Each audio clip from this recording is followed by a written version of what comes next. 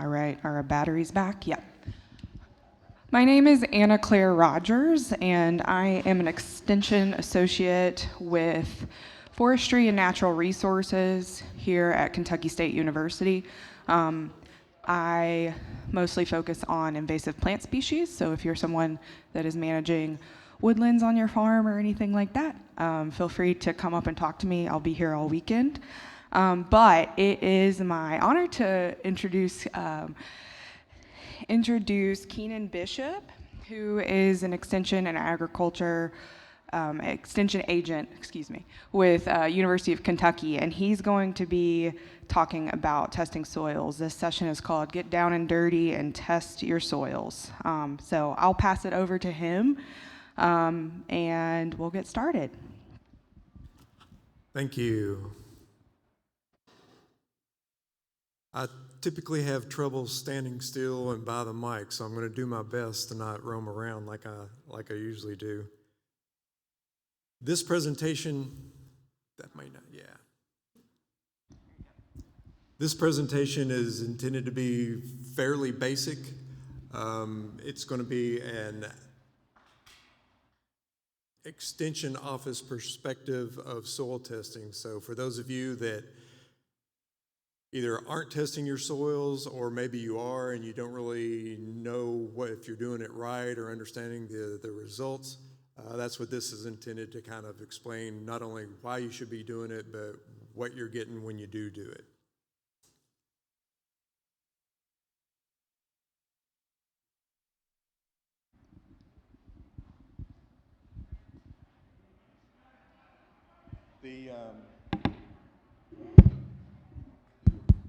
Now we're working, sorry. So again, this is all going to be really, really basic and simple, I hope. But if you were able to look into a profile of the ground, and some of you may have seen this before, this is pretty much what you're seeing. Depending on the soils in your area, the different parts of the state, how you're treating your soils, the levels will be different, thicknesses and everything. But that top layer there, the A horizon or the topsoil, that's primarily what we're going to be interested in sampling and interpreting, because that's where the majority of your root system is going to be. And if you think about it, if you are going to be adding any type of amendments, there's no way you can get them down there a couple feet in the ground very quickly. So if you're going to change anything, it's going to be that top layer right there. So what is a soil test? It's basically just a chemical analysis of the soil sample that you bring in. So that's why it's important to bring in a proper amount of soil sample, and we'll talk about that in more detail. But just remember that what you bring to the extension office, that is what's going to be tested at the lab. So that's going to be a snapshot of that soil. And that's going to be real important as we go on throughout the talk. And that analysis is going to be really basic. It's going to be just primarily the macronutrients, not nitrogen, but phosphorus, potassium, calcium, magnesium, and zinc. And we'll talk a little bit about why those, and why those aren't the only ones of importance. And then from that analysis, we'll make some recommendations. So keep in mind that the sample you take and bring to the office, that goes to the lab, and then the results come back to you, it's kind of a reductionist way of looking at your soils, okay? Like I said, we're just looking at those macronutrients basically, maybe some micronutrients to a certain degree, but there's a whole lot of activity going on beneath your feet. It's not just those simple nutrients. There's more than 7 tons of organisms per acre of healthy soil. So when I mentioned it was just a snapshot, it literally is just a glimpse of what actually is going on. And there are ways that we can affect all of the microorganisms in the soil, positively, negatively, but that soil sample doesn't take much of that into account. So why even test? Well, hopefully that's obvious, but if you're not testing, then you're just guessing. So I try to think of different analogies of why you should test. Sometimes I give an example of, you don't just pop the hood of your vehicle and add oil without measuring it first. That I don't think that works anymore, because some vehicles you don't even have a dipstick, I understand now. So, but if you equate it to cooking, you don't just throw a bunch of ingredients in a pot, stir it up, and stick it in the oven and hope you come out with a cake. You've got to know what is missing, what is needed, and how much of that is needed. There's a lot of folks that we deal with that come to the office and they don't ever worry about a soil test. They just do like their dad did or their granddad did or whatever, and they apply X number of 10-10-10 or triple 19, or it doesn't even have to be something that comes in a bag. It could just be so many manure spreaders of manure. If you're applying that and you don't know what is needed on that ground, on that field, you're basically wasting money, because you're either adding too much of something or not enough of something. So not only are you wasting money, but you're potentially polluting, because like, the 10-10-10, the triple 19, and maybe I should back up a little bit, but the three numbers on the bag of amendment that you buy, the first number is nitrogen, the second number is phosphorus, and the third number is potash. A lot of the soils here in Franklin County are off the charts in phosphorus. So if you're paying for phosphorus on that middle number there and putting it on the ground when the phosphorus is already off the charts, not only are you wasting your money, because that could have been spent on something else that your soil needs, but you're also polluting, because you're adding more than what's needed, more than the soils can hold. That's all going to run off into the stream potentially and cause a problem. So that's why we want to be sure and test, save you money and reduce pollution. How do I do it? It's fairly simple. You need to gather your stuff for sampling, and I've got things that I use. I know people listening to the recording or watching the recording can't see it, but a simple plastic bucket needs to be plastic. A soil probe.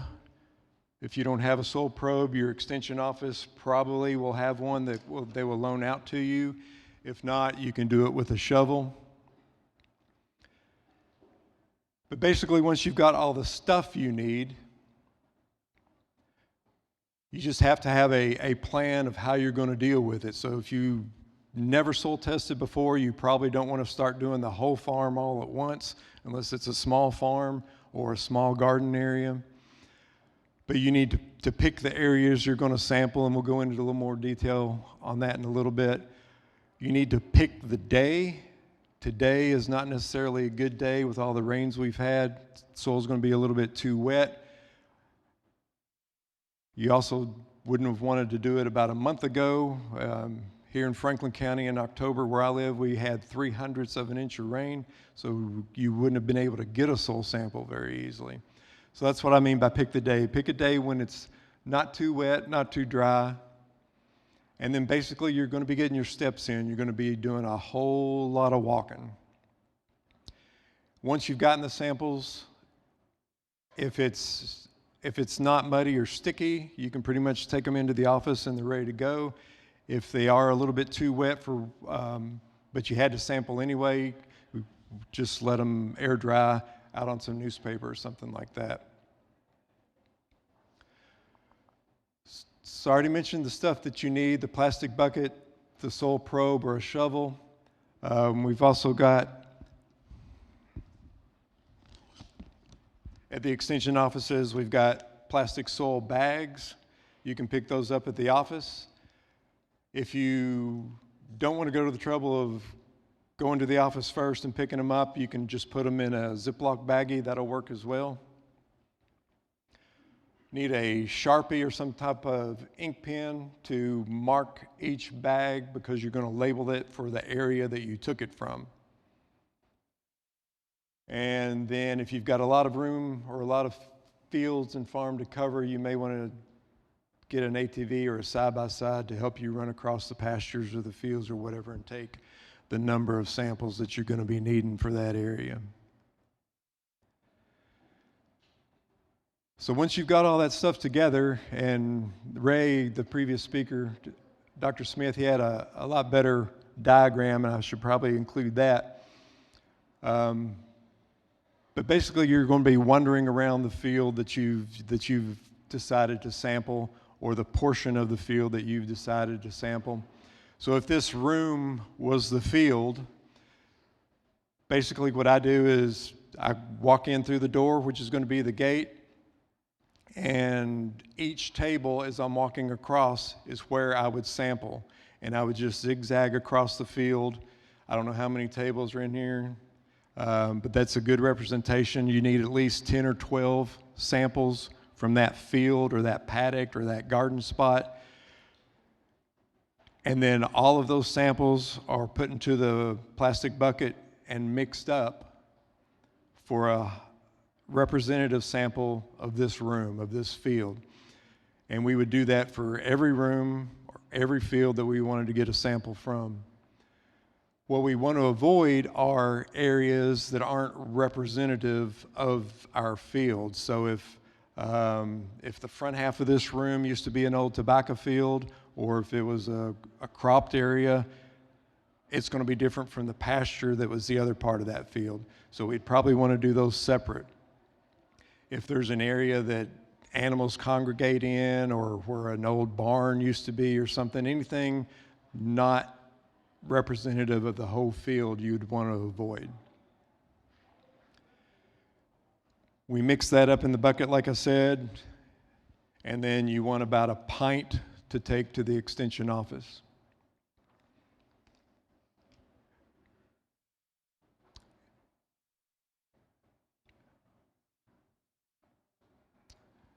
So where do you take them? You don't have to take them to the extension office. Each extension office offers it.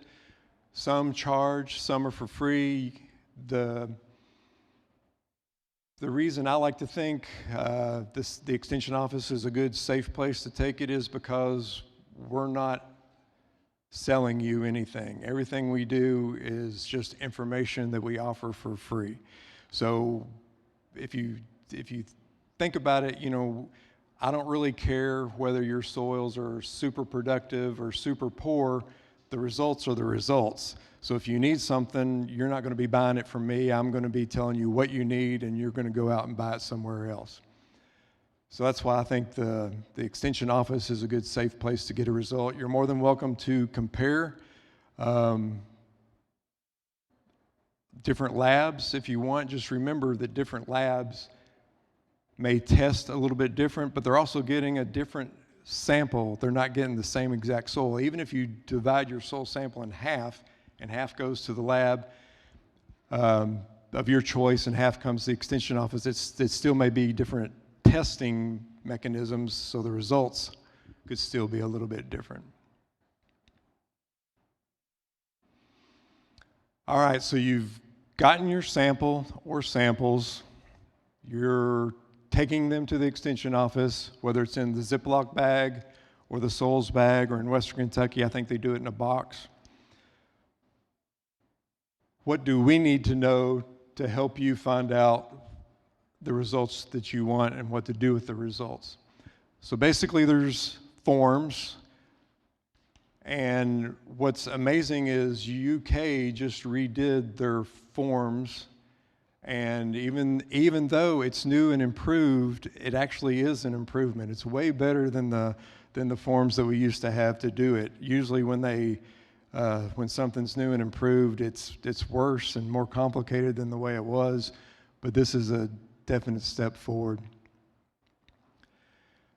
So when you pick up your bag prior to sampling, you can also pick up these forms, or you can wait till you bring the soil to the office. What we need to know is just what your plans are, basically.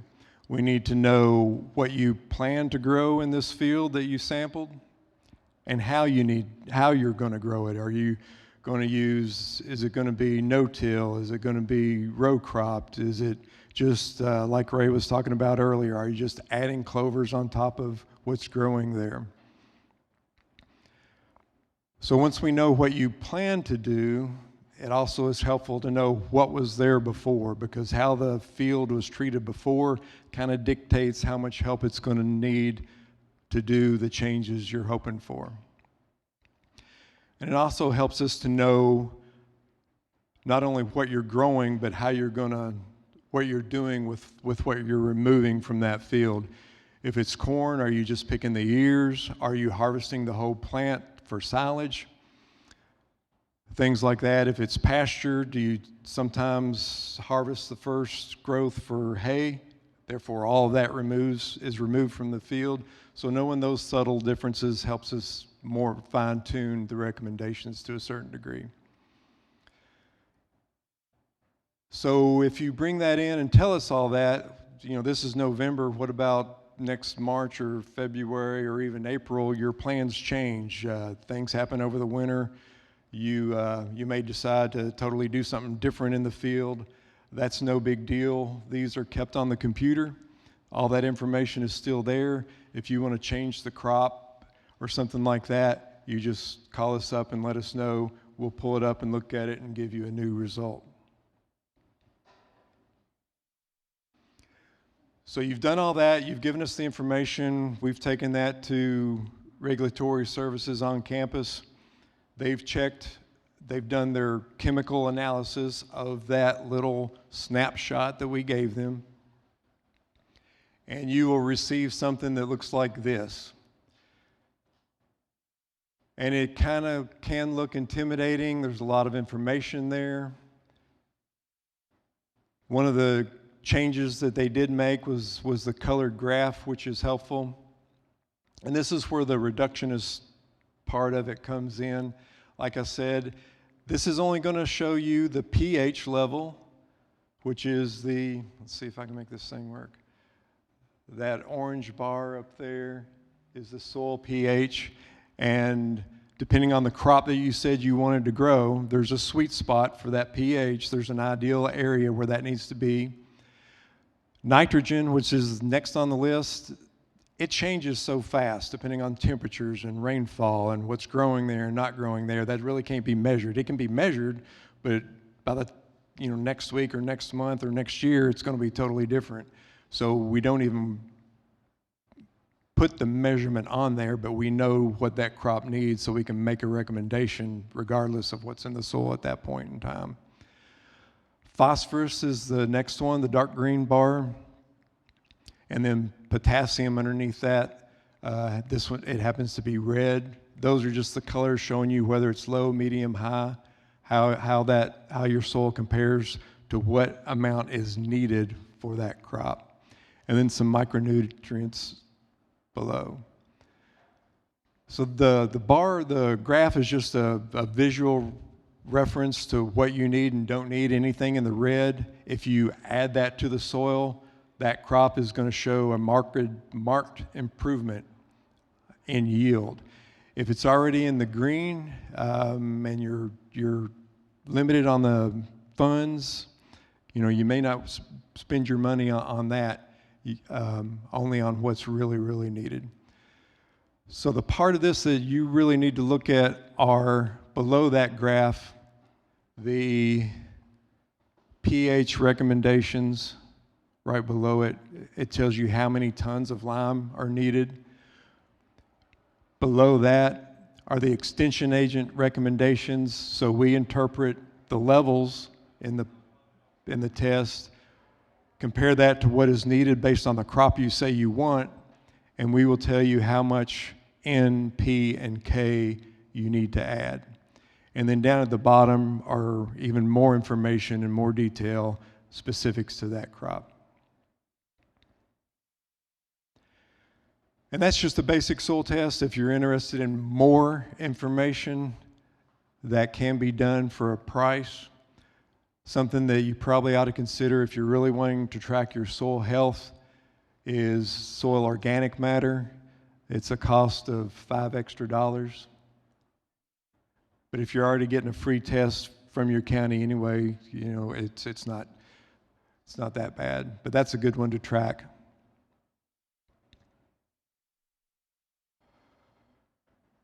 So how do I know what to add to my soil? You need to look at the elements that we recommended be added. This is a slide from one of the other extension agents that helped me put this together. Otherwise, it wouldn't be nearly as pretty if I just did it, because I don't know how to do all this computer stuff. But the second one, the 4 R's of stewardship, I haven't figured out where the 4 R's are yet. The only R I see is rate. But basically, you need to make sure you use the correct rate, pounds per square feet or tons per or pounds per acre or tons per acre that we recommend when you get your results back. The time of year makes a difference too. That'll be on there when to add that. Placement, typically, most amendments are broadcast, but in certain cropping, it's maybe banded or things like that. So placement is one of the things. Number 3, will I get a return on my investment, whether in money, more production, or to the environment as far as not polluting, things like that? And the answer should be yes if you follow the recommendations, because that's what they're based on, is increases in crop production. If you were here for the first talk, Dr. Smith also mentioned the pH level that clovers like. So legumes, grasses, different crops like different pH levels. That's why we measure that and make lime recommendations typically in this area, because there is a sweet spot. There's an area where all of the nutrients, whether they be macro or micro, are more available to the plant. And if you go above or below those, you can have excesses or even not available. So that's why we strive for that sweet spot in the pH. As far as lime, you need to, going back to when we talked about this same slide earlier, be sure and look at the pH, soil pH recommendation, because it'll be specific to your area. It'll have a number of how much effective lime is required, but that's a best case scenario. So your recommendation will come back with recommendations of lime sources for your area. So this was an example from Bourbon County. So they give Bourbon limestone, an example from Montgomery County. It looks like another one from Walker Construction. So those are the areas or the quarries where lime is available there. And the reason they're different is because if you think about it, the different quarries are going to be at different depths. They're also going to be in different parts of the county and the state. So the rock that they're mining is going to be a little bit different in the various locations, and therefore their ability to change your soil pH will be different too. So your effective recommendation in this case is 1.25 tons, but if you look, once you actually get it from the quarry, it's going to be 3 tons in one case, 2 tons in another case. It depends on the rock coming from that quarry. So that's why you need to pay close attention to that pH recommendation. And again, we're just looking at a snapshot. We're just looking at the micronutrients from that soil sample. There's all kinds of other things to consider that you're doing on your farm, and your extension agent can help you fine-tune that depending on whether you're adding chemical fertilizers or manure from animals on the farm or that's trucked in. If you've got nitrogen coming in from legumes, like Dr. Smith mentioned earlier, that's going to have an effect. If you're measuring your soil organic matter, that's going to come into play on the input side. On the output side, obviously, if you're harvesting and removing it from that field, if you're doing silage, all that leaves the field, If you're doing hay, all of that leaves the field, probably not to return. So you're effectively mining that soil to a certain degree. Hopefully you're not having a whole lot of erosion to worry about. Typically it's hard to avoid that in some situations. With rainfall, there can be runoff, and some of that nutrient can also leave with the soil. Leaching with the rainfall, percolating down through the ground. And then, like I referred to earlier with nitrogen, some of that escapes to the atmosphere. This is just another example talking about the results that you get back are just for the micro or just for the macronutrients. As I mentioned earlier in an earlier slide, 7 tons of microorganisms living in the soil. There's a whole lot more going on than what we're measuring, but what we measure and come back with a recommendation is what we can effectively change in a short period of time. Nitrogen, because it evaporates, it changes form. It's not measured, but due to research, we know what is required from that crop, and that's why the recommendation just is a blanket recommendation based on how you're cropping it and what you're wanting to grow. That's how much nitrogen is going to be needed for that crop.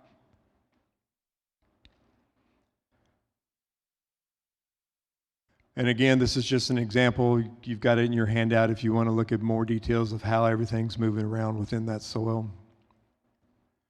P and K, we can measure phosphorus and potassium. In this case, phosphorus is very, very high, so obviously there's going to be no recommendation for that. Potassium is low, so if you add potassium to the soil, you are going to see an increase in production. As that number of your soil measurement gets closer to the high, you're going to see less of an increase, whatever the macronutrient is. But anything in the red, you probably ought to be considering, how am I going to make an amendment there? And again, how that interacts over time, coming in and coming out. So now hopefully you know what you need to apply based on a soil test. You need to know how much is recommended based on this soil test. I explained earlier about the lime. You're getting it from a local quarry. That's going to dictate how much or how much more or less than the pH value. And then, you know, are you getting the rest of your amendments either chemical or through animal manures or other sources?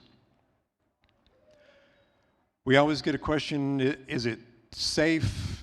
Typically with chemical amendments, you know, if I've got animals in the field grazing, whatever, what do I need to do? Ideally, you would remove them if you can. If you can't, which typically you can because everybody's at maximum capacity with their livestock typically, the higher the forage is, if we're talking about hay and pasture areas here, the higher the forage already is. If you're not overgrazing, like Ray said, they're going to be avoiding any fertilizer that's been added. It rolls down the grass and onto the soil typically. If you can get the fertilizer spread before rain, that's ideal because then that's not a problem. When we're not having rains, if we've got some heavy fogs, that'll help dissolve it and into the soil. But really what you want to do, if you can't take the animals off the field and you think you've got a pretty good coverage as far as you've got height, so they're not grazing right at the soil level, you know, if you want to really make sure, just do a quick walk over the field, see where the buggy turned around or the truck turned around or stopped. Make sure there's not any piles of fertilizer or things like that the animals could eat.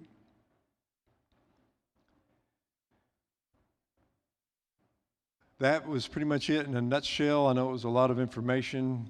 If you do want more detail, we've got everything, pubs available, the basics, AGR 16 on taking soil test samples, AGR 57 explains that in a little more detail. AGR1 are the recommendations that we all use once we get those numbers back, how we interpret it.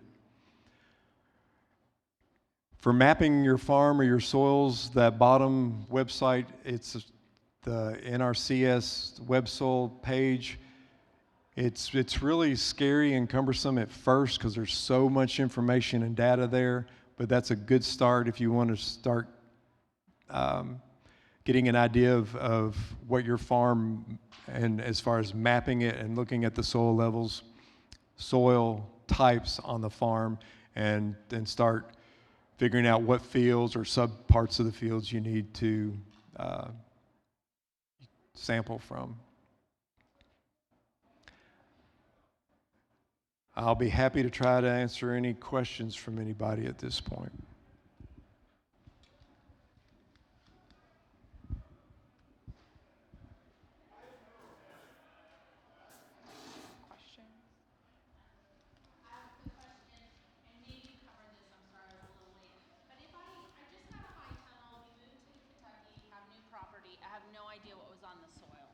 So how would I go in that high tunnel and map it? Will that website show me what I need to do to get started, or it's a 30 by a 96? So you say you're new to Kentucky, Correct. you've just got a farm. Right. Did you say high tunnel? Yeah, I got a high tunnel through the grant, and it's 30 by 96. And it's put in the middle of our building, and so I have no idea, what was on there. So what would be the best way to map it? I'm just trying to figure out to get my soil test done. Okay, so the high tunnel, the footprint of the high tunnel is basically a field. And so you can either sample the whole thing and have it as one sample, or if you already know that there's certain zones in that high tunnel that you want to grow different crops, you can divide it into quarters or however many subsets for specific samples. And that's where to start. And if you do a basic soil test, that'll tell you what, even if you're down to just, say you divide it into tenths, each subsection, if you put the crop or crops that you think you'll go that you want there, the soil test results will be specific for that specific area. If you don't know the history of it, that doesn't necessarily matter. If you're concerned about, was that an area was near a barn or near where there could have been an old house and maybe lead from paint or things like that, you can ask for a heavy metals test. That'll tell you a little bit, but if you're concerned about certain chemicals in the soil, there's not a one test that'll measure everything, but you kind of have to ask for, and not through UK, you'd have to go with a private lab, but ask, if you're concerned that a certain herbicide was used or fungicide, you would have to pay for that specific test to see if there's any residue still in the soil.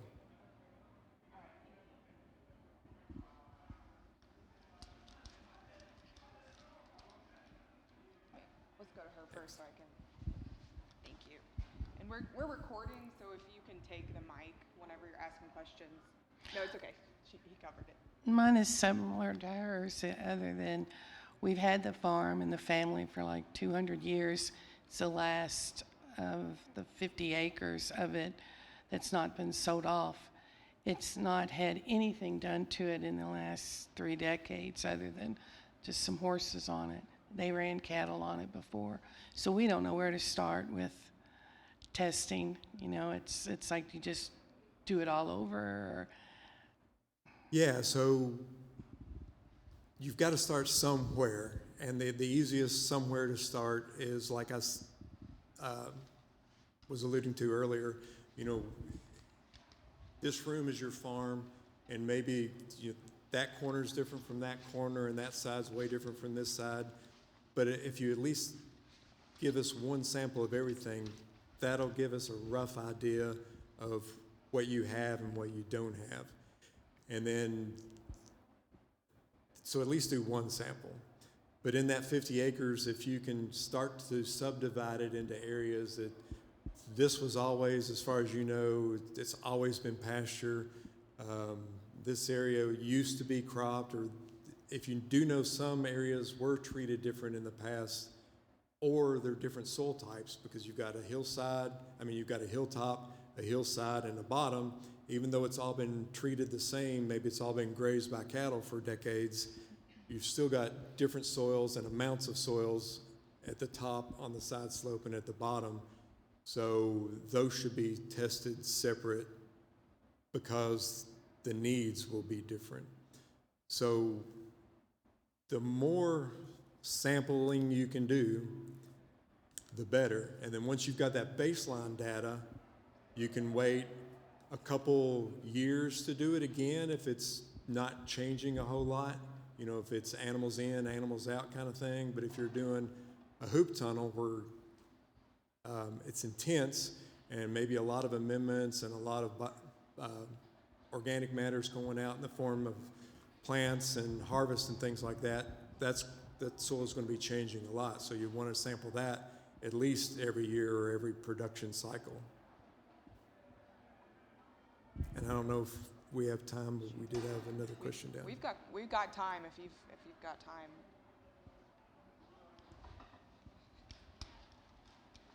And every county you'll have an ag agent. Some counties have horde agents. Some counties have KSU agents in them. Be sure in whatever county you're in or area you're in, look up those folks and talk about these nuances and details and ask for their advice, and they can help guide you through and steer you and recommend what is needed that you do to get the baseline data and how to go from there. Are soil test kits that you buy reliable? So my favorite answer as an extension agent to any question is it depends. And there's so many variables, so they're reliable to a certain extent as far as if you just want a quick guess. But you get what you pay for. So a cheap kit, may not be that exact. A more expensive kit probably is a more exact. But where you're doing the testing and you're relying on that instrument, it's just kind of giving you a rough idea. So I would still use that, but compare that to a soil sample that you do a little more regular, a little more often. But that's a good way of getting a glimpse into today what that is. How long?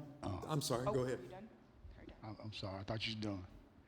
How long does a herbicide and a fungicide stay in the soil? All right, that's another one of those answers. It depends. So it's going to depend on the chemical of that herbicide or fungicide, and then it's also going to depend on the environment.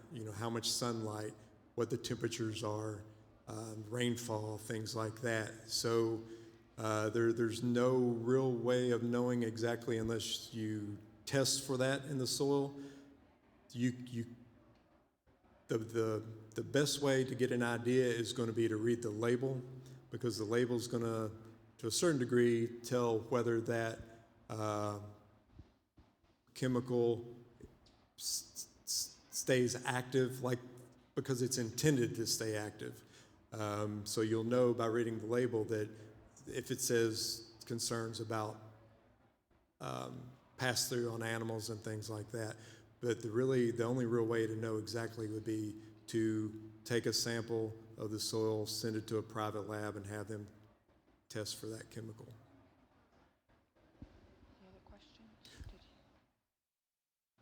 Did you have one? Okay. All right. Anybody else? All right. Well, it's 10:12. If we want to wrap up 3 minutes early. But yeah, so break from 10:15 to 10:30. And are you going to be around all day, Keenan, or? Unfortunately, no. I'll be No, around. okay. I'll be around for a few minutes after this Okay. for questions. Yeah. But other than that, I'll be gone. If you have any pressing soil questions, you can I'll find be here for a Keenan few. afterwards. All right, well, we are on break now. So the next session that will be in this room will be Growing the Future, Innovative Ideas for Urban Agriculture in Kentucky. And that will begin at 10:30 and we'll release.